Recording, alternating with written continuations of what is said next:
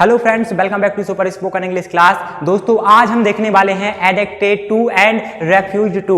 Why did I say this? Because आज हम इन दोनों को एकदम डिटेल में देखने वाले हैं कि कहाँ पे हमें एडिक्टेड टू लगाना है और कहाँ पे हमें रेफ्यूज टू लगाना है।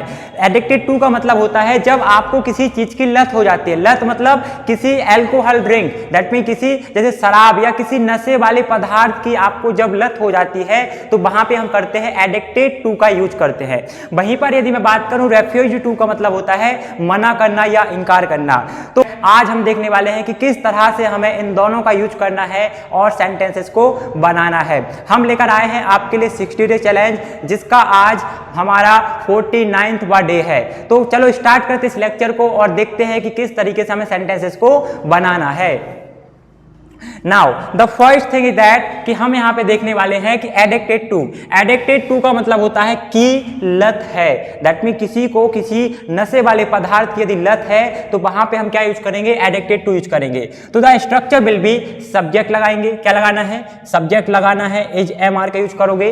Subject plus is am are plus addicted to plus V4 plus object. कैसा लगाना है? सब्जेक्ट लगाना है, एज एम आर लगाओगे, एडिक्टेड टू लगाओगे, V4 लगाओगे and then you will have to use of object। फिर हमें किसका यूज करना है?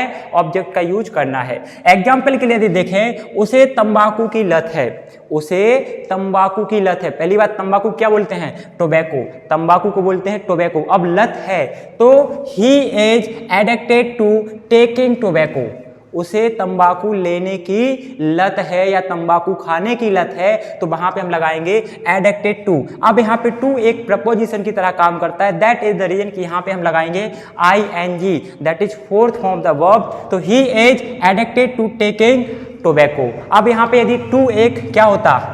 टू एक इन्फिनेटिव होता तो यहाँ पे वर्ब का फर्स्ट फॉर्म आता, बट यहाँ पे टू क्या है? एक प्रपोजिशन है और प्रपोजिशन के बाद यदि वर्ब आती है तो वर्ब का हम क्या लगाते हैं? फोर्थ फॉर्म लगाते हैं। So that is the reason यहाँ पे होगा he is addicted to taking tobacco. उसे तंबाकू लेने की लत है। अगला, आपको शराब की लत है। दैट मीन शराब पीने की लत है। तो we will say that you are addicted to taking alcohol. You are addicted to taking alcohol. आपको शराब की लत है। हमें सिगरेट की लत है। दैट मीन बहुत सारे लोग होते हैं जो सिगरेट पीते हैं, उनको लत लग जाती है, हैबिट हो जाती है, उसके बिना वो एक दिन भी नहीं रह पाते।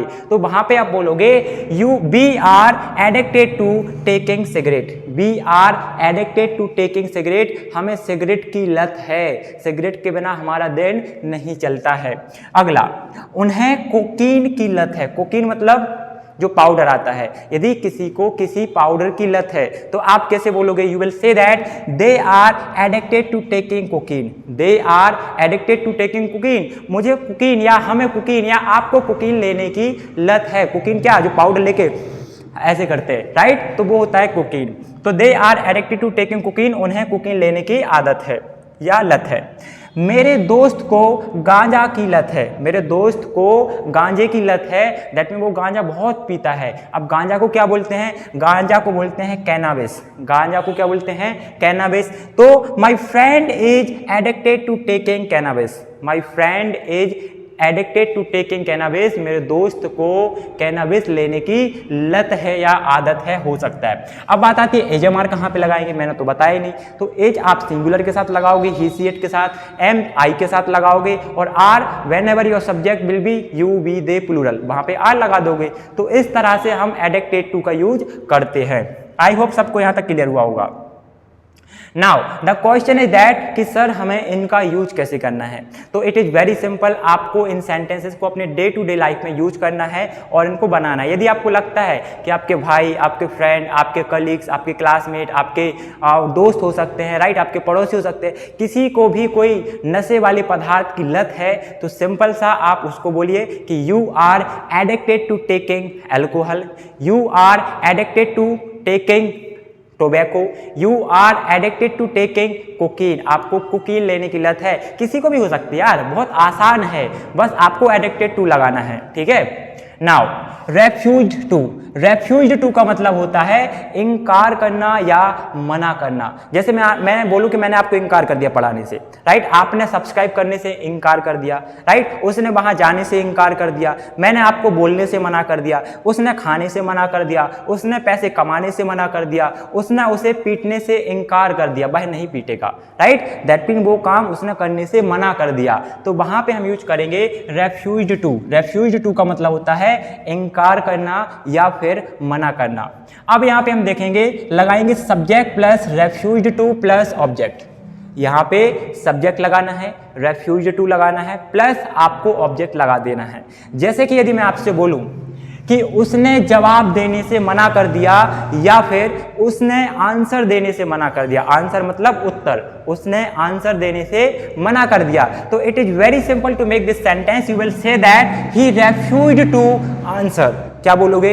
ही रेफ्यूज्ड टू आंसर, उसने जवाब देने से मना कर दिया। You refused to subscribe, you refused to like and comment, right, you refused to beat, आपने उसे पीटने से मना कर दिया। यहां पे वर्ब भी आ सकती है, एक चीज ध्यान रखना, ठीक है। अगला, उसने पानी देने से इनकार कर दिया। यदि आपको बोलना है कि सर मैंने उससे पानी मांगा, उसने पानी देने से मना कर दिया, फिर आप क्या बनाओगे? फिर आप यहां पे बोलोगे ही रेफ्यूज्ड टू वाटर, उसने पानी को मना कर दिया, मैंने पानी के लिए पूछा, उसने मना कर दिया, राइट, तो मतलब बोलोगे आप ही रेफ्यूज्ड टू वाटर, उसने पानी को मना कर दिया।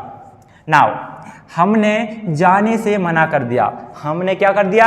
जाने से मना कर दिया, दैट मीन एक प्लेस है, उस प्लेस को छोड़ने से मना कर दिया, तो कैसे बोलोगे? We refused to leave, we refused to leave, हमने जाने से इनकार कर दिया, हमने जाने से मना कर दिया।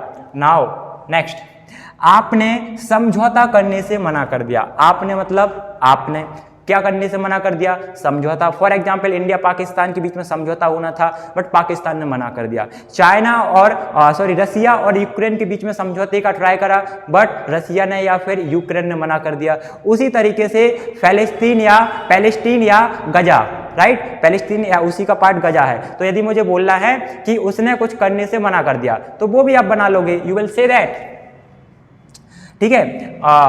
अगला एग्जाम्पल, मैंने अनुमति देने से इनकार कर दिया, मैंने अनुमति देने से इनकार कर दिया, you will say that I refused to allow. Allow का मतलब होता है अनुमति देना, परमिशन देना, तो आई रेफ्यूज्ड टू अलाउ, मैंने परमिशन देने से मना कर दिया या फिर इनकार कर दिया, राइट। उसने समझौता से मना कर दिया, you refused to compromise. Compromise का मतलब होता है समझौता। समझौता मतलब जैसे आपको लगता है कि चलो सामने वाला नहीं मान रहा, तो मैं कुछ कॉम्प्रोमाइज कर लेता हूँ, वो जैसा बोलता है वैसा ही कर लेता हूँ, तो यहाँ पे होता है कॉम्प्रोमाइज। तो you refused to compromise, right, आपने समझौता करने से मना कर दिया। इस तरीके से हम एडिक्टेड टू एंड रेफ्यूज्ड टू का यूज करते हैं। एडिक्टेड का मतलब होता है कि लत है या आदत है, उसी तरीके से रेफ्यूज्ड टू का मतलब होता है इनकार कर दिया या फिर मना कर दिया। तो आई होप आप लोगों को लेक्चर अच्छा लगा हो। यदि अच्छा लगा है तो जल्दी से एक इसका स्क्रीनशॉट ले लीजिए, उसके बाद हम आगे बात करते हैं।